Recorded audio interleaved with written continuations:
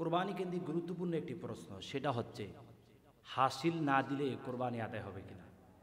আমরা যারা বিশেষ করে গরু ক্রয় করি, কোরবানির অর্থাৎ পশুগুলো ক্রয় করি, তারা বিশেষ করে বাজারজাতকরণের ক্ষেত্রে আমরা বিশেষ লক্ষ্য রাখি। সেক্ষেত্রে যে বিষয়টা লক্ষণীয় হয় সেটা হচ্ছে আমরা যেখানে গরুগুলো বাজারজাত করার জন্য বিভিন্ন ক্রেতারা, বিভিন্ন ব্যবসায়ীরা গরুগুলো নিয়ে আসে বা অন্যান্য পশুগুলো নিয়ে আসে, সেক্ষেত্রে একটা বাজারের ডিসিপ্লিন আছে, বাজারের নিয়মতান্ত্রিক আছে।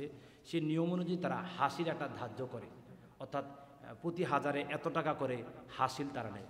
হাসিলটা তারা কেন নেয়, যদি প্রথম আমরা এই বিষয়টা জানতে চাই, সেটা হচ্ছে হাসিল তারা এই জন্যই গ্রহণ করে যাতে করে তারা 10 জন 5 জন বা অন্যান্য ব্যক্তিরা সংযুক্ত হয়ে একসাথ হয় যে বাজার তারা ডেকেছে বা বাজারের আঞ্জাম করেছে, যারা ক্রেতা সাধারণ রয়েছে তাদেরকে সর্বোচ্চ সুযোগ দিয়েছে।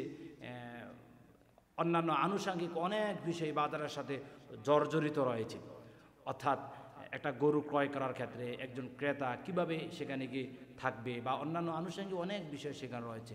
যেই সমস্ত দায়িত্বশীল ভাইয়েরা সেখানে কাজ করে তাদের এখানে বিশাল একটি অর্থ খরচ হয়।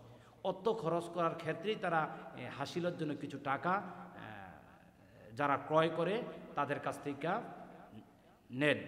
এই টাকার সাথে কোরবানির সাথে আমি যদি প্রথম বলি, হাসিলের সাথে কোরবানির সাথে কোনো সম্পর্ক নেই। এই বিষয়টা আমরা প্রথমে মাথায় রাখতে হবে। হাসিলের সাথে কোরবানির সাথে কোনো সম্পর্ক নাই। হাসিল হচ্ছে যারা বাজারটা ডেকেছে বা বাজারে আঞ্জাম দিয়েছে, ডিসিপ্লিন সাজিয়েছে, তাদের সাথে হাসিলের সাথে সম্পর্ক। আর কোরবানিটা হচ্ছে শুধুমাত্র আল্লাহ তাআলার জন্য, আল্লাহকে সন্তুষ্ট করার জন্য। কিন্তু কোনো ব্যক্তি যদি হাসিল না দিয়ে যদি কোরবানি করে, তার কোরবানি আদায় হবে কিনা। প্রথম কথা যদি আমি বলি, হাসিল না দিলেও তার কোরবানি হবে, কিন্তু যাদের মাধ্যমে আপনি বাজারজাত করে গরুটা ক্রয় করে নিয়েছেন, তারা তো এখানে অনেক টাকা ব্যয় করেছে, অনেক টাকা খরচ করেছে, বাজারটা তারা ডেকেছে, বাজারে আঞ্জাম তারা দিয়েছে।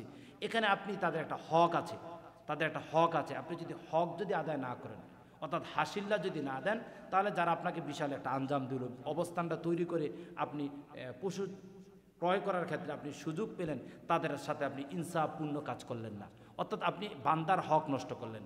বান্দার হক নষ্ট করার কারণে আপনার গুনাহ হবে, কিন্তু আপনার কোরবানি হয়ে যাবে।